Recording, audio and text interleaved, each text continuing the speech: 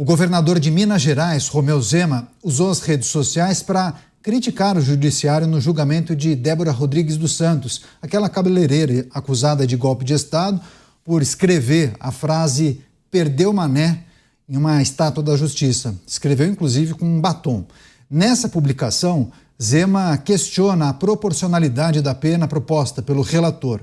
14 anos de prisão. Ele fez uma comparação com outras condenações de criminosos e a nossa produção separou esse trecho. Vamos acompanhar.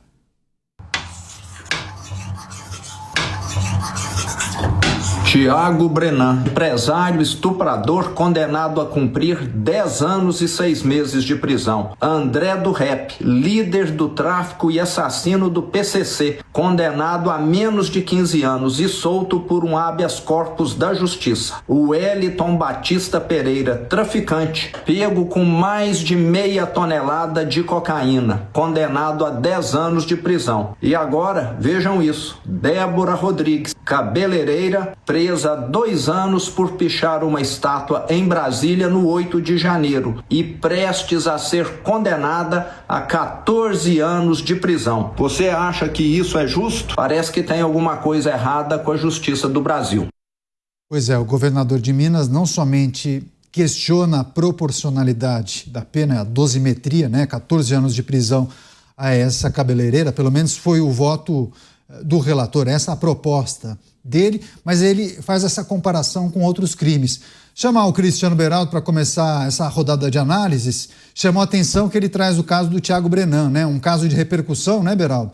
Inclusive, condenado por estupro, 10 anos de pena. E as pessoas em casa, peraí, o empresário, uma pessoa poderosa, condenado por estupro, 10 anos de prisão. E a mulher que pichou a frase "perdeu mané" em uma estátua, possivelmente com uma bucha e um detergente você consegue fazer a limpeza rapidamente, ela recebe, ou pelo menos tem a pena sugerida de 14 anos de prisão. É isso que trata a desproporcionalidade quando ele traz essa comparação,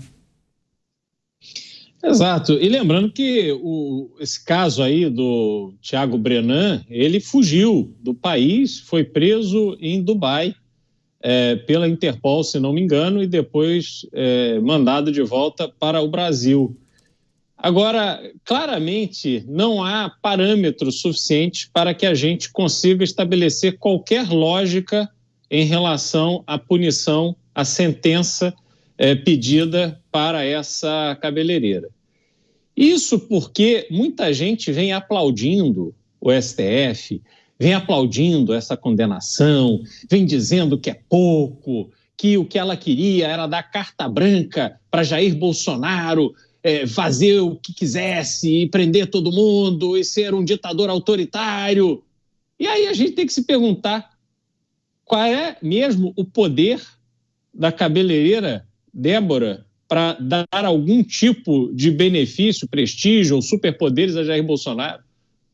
Ela estava lá manifestando a sua própria vontade.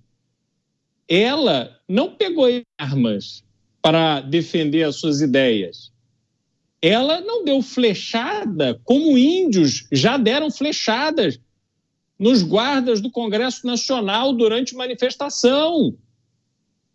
O que aconteceu com esse indígena? Quantos anos de cadeia pegou este criminoso que usou de uma arma para tentar tirar a vida de um trabalhador que estava ali defendendo o prédio do Congresso Nacional? Tenho certeza absoluta, nada aconteceu com esse indígena. Pior, deve ter saído de Brasília com mais dinheiro, porque esta é a dinâmica que se criou entre o dinheiro público, o poder público e os indígenas do Brasil. Fazem o que querem, mandam e desmandam, quebram o que querem, nada acontece com eles. Mas a cabeleireira, não. A cabeleireira tem que ficar 14 anos em cana. Os filhos da cabeleireira que se danem. Se fossem filhos da Adriana Anselmo, aquela que junto com seu marido afanou centenas de milhões de reais do governo do Rio de Janeiro, aí ela ia para casa cuidar das crianças. Porque crime de corrupção no Brasil se resolve assim, com moleza. Se resolve com perdão de pena. Se resolve com perdão de acordo de leniência de empresa que roubou dinheiro público e enfiou dinheiro em campanha eleitoral que destruiu, sim, a democracia brasileira.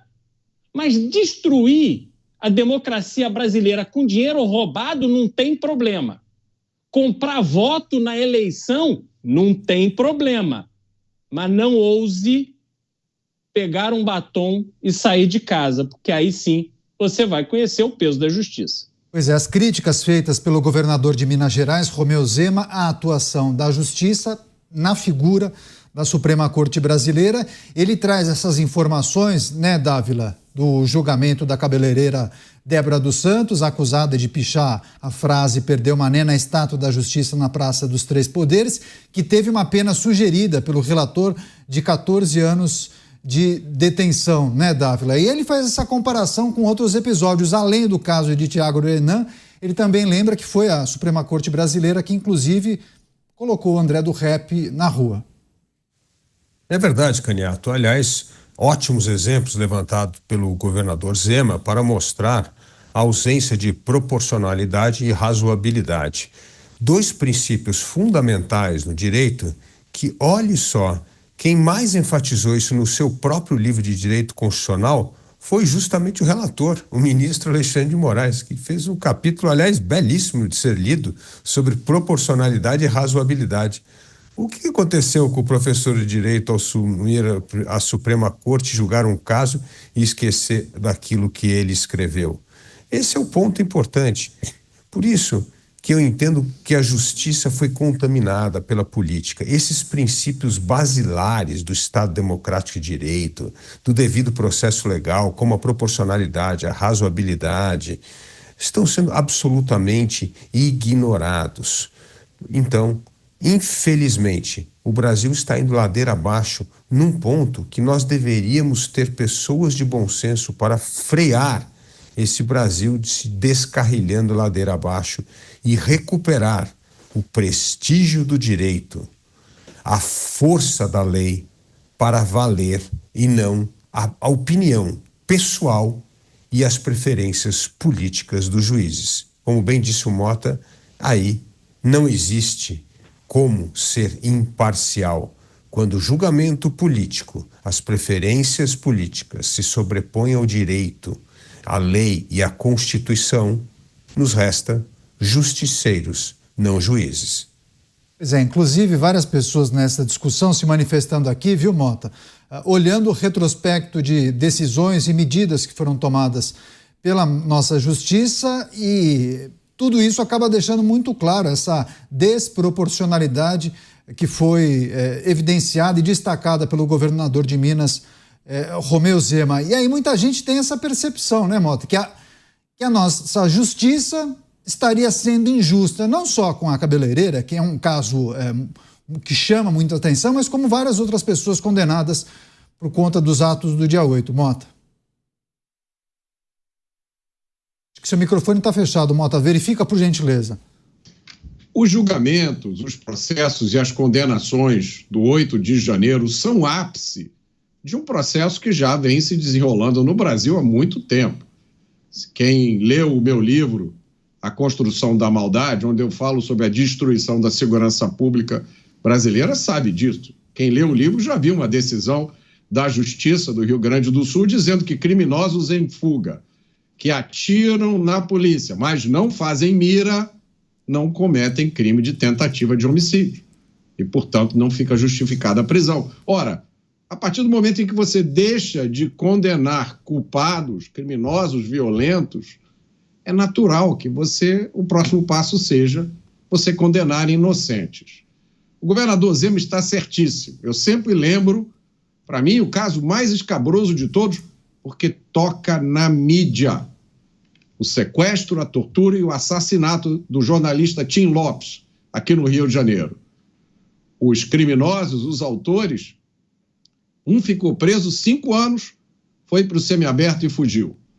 2 anos depois, o outro foi para o semiaberto e fez a mesma coisa. Fugiu. Isso deveria ser um escândalo. Mas a cabeleireira Débora agora pode ser condenada a 17 anos de prisão.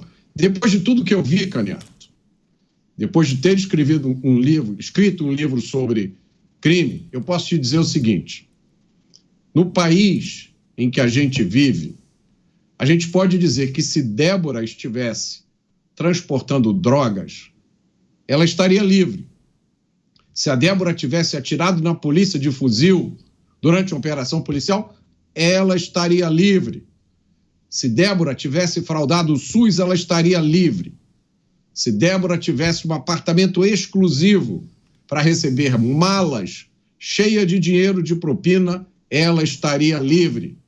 Se Débora tivesse fraudado licitações em uma estatal, ela estaria livre. Mas Débora está presa porque usou batom para escrever, para reproduzir em uma estátua do Estado uma frase que havia sido dita por um juiz do Estado, um juiz da corte que agora está julgando Débora.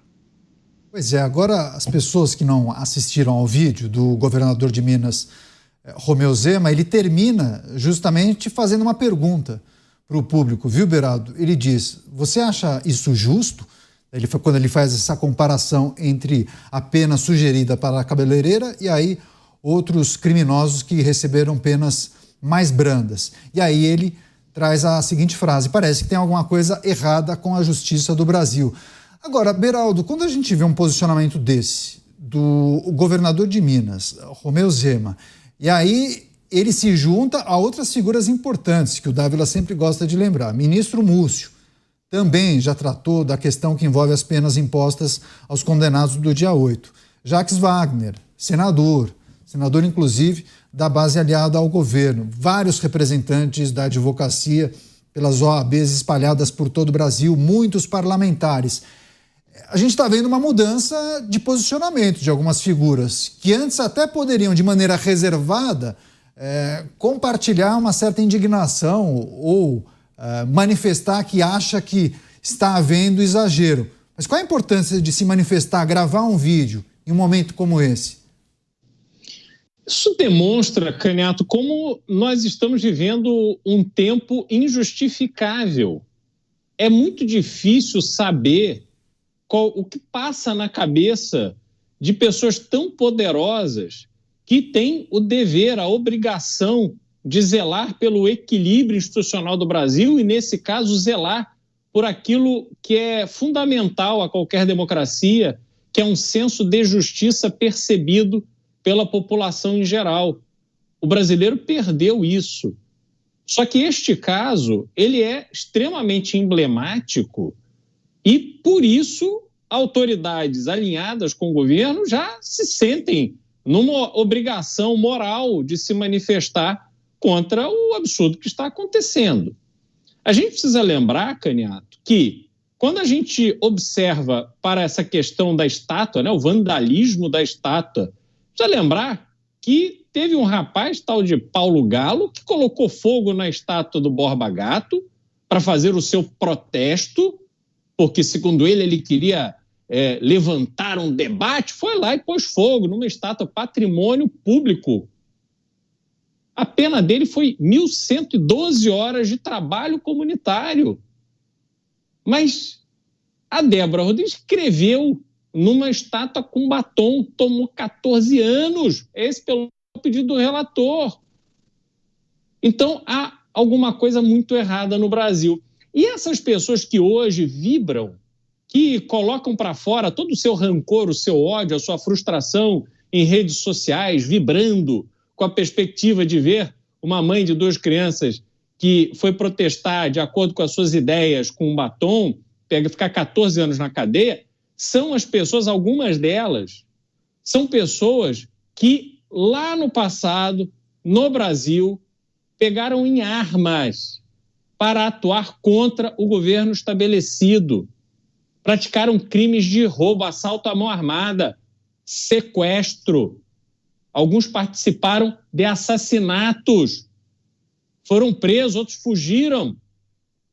Mas o pior é que estas mesmas pessoas foram beneficiadas por uma anistia e processaram o Estado brasileiro e encheram o bolso de grana, porque, apesar dos crimes cometidos, conseguiram provar numa tese absurda, enriquecendo o advogado do PT, que tinham direito à indenização do Estado.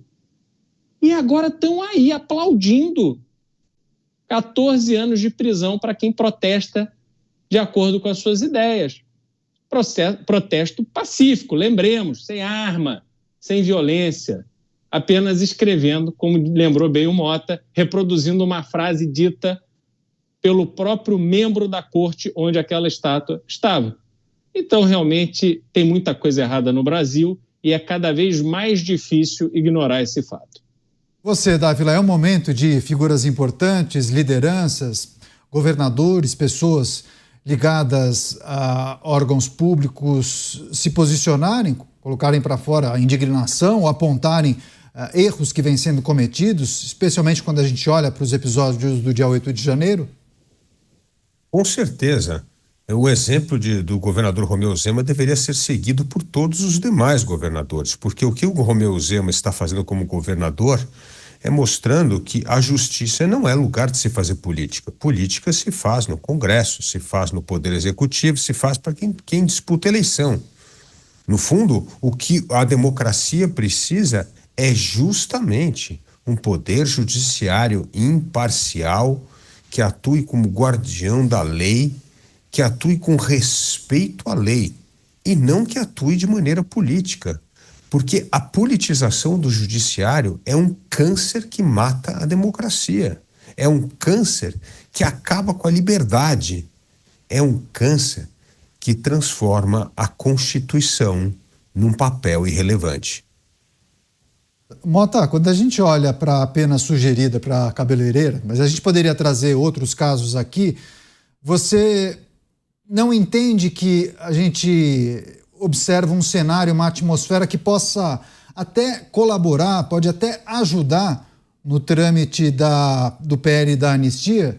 Você não acha que o negócio é tão absurdo que os congressistas vão parar, pensar e vão falar, olha, infelizmente não tem o que a gente fazer a não ser aprovar o PL da anistia, porque não se pode olhar para a condenação de um estuprador, 10 anos de pena de reclusão, e uma moça que fez a pichação na estátua receber 14 anos de pena, ainda que tenha sido apenas uma sugestão, tá?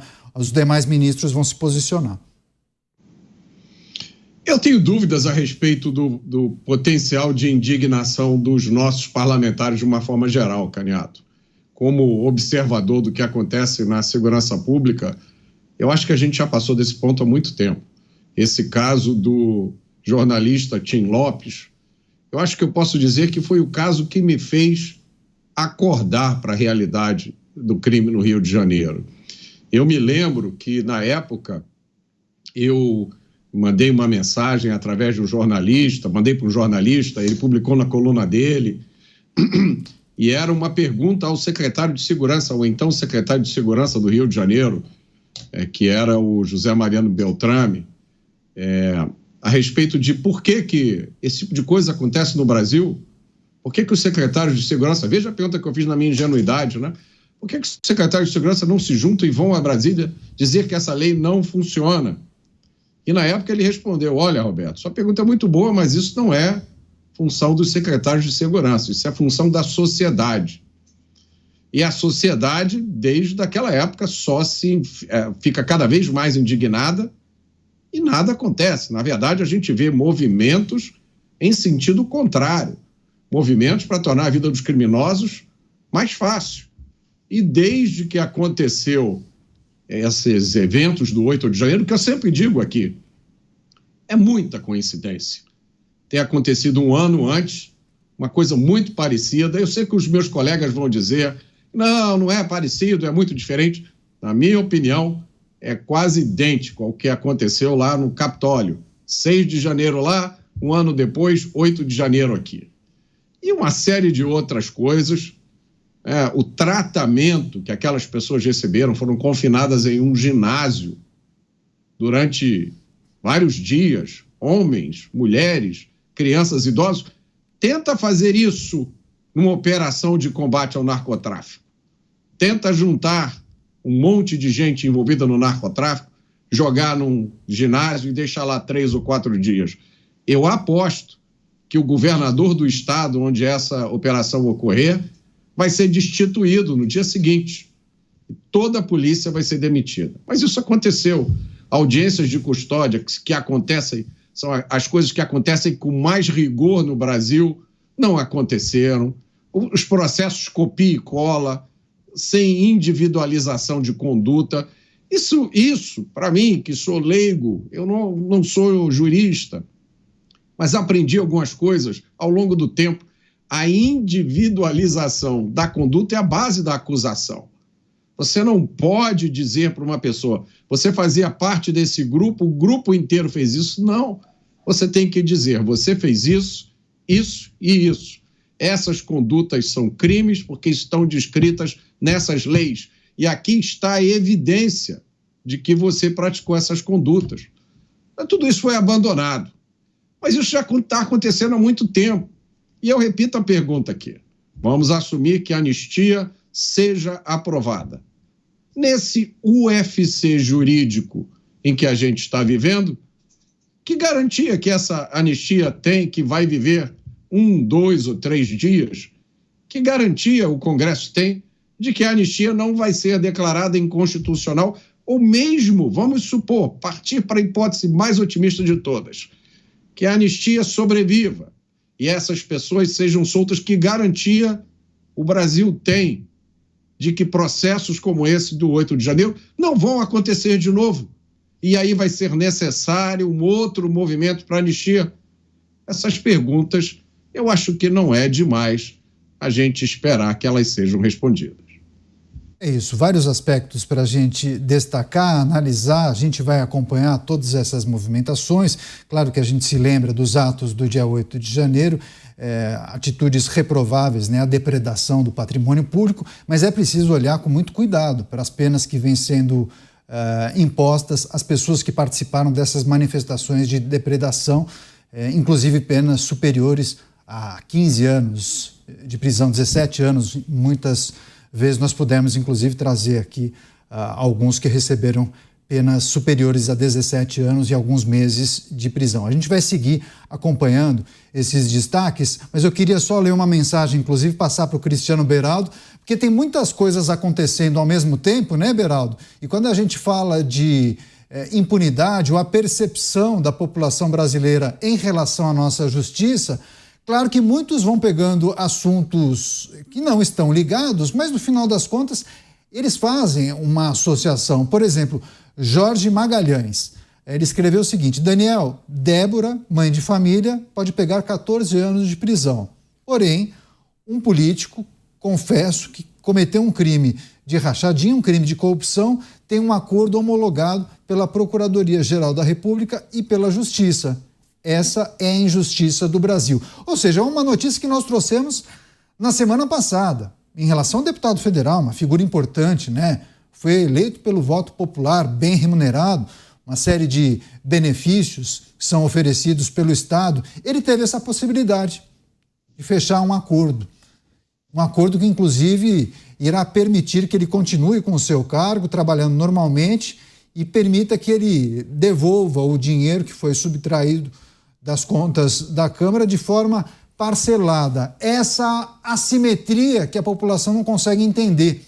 Porque para aquele pode e para o outro não, né? Ainda tem um aspecto mais perverso disso tudo, Canhoto, que é justamente a questão financeira. O réu confesso de rachadinha vai devolver o dinheiro que recebeu de seus assessores em suaves prestações. Já a Débora teve uma condenação, ou foi pedido uma condenação, se não me engano, de R$50 mil que ela terá que pagar, e depois vai entrar num rachuncho de 30 milhões de reais. 30 milhões de reais que terão que pagar aqueles que estão presos pelos atos de vandalismo do 8 de janeiro. O ponto é, as pessoas que cometeram vandalismo contra patrimônio público têm que ser responsabilizadas pelos custos gerados à União.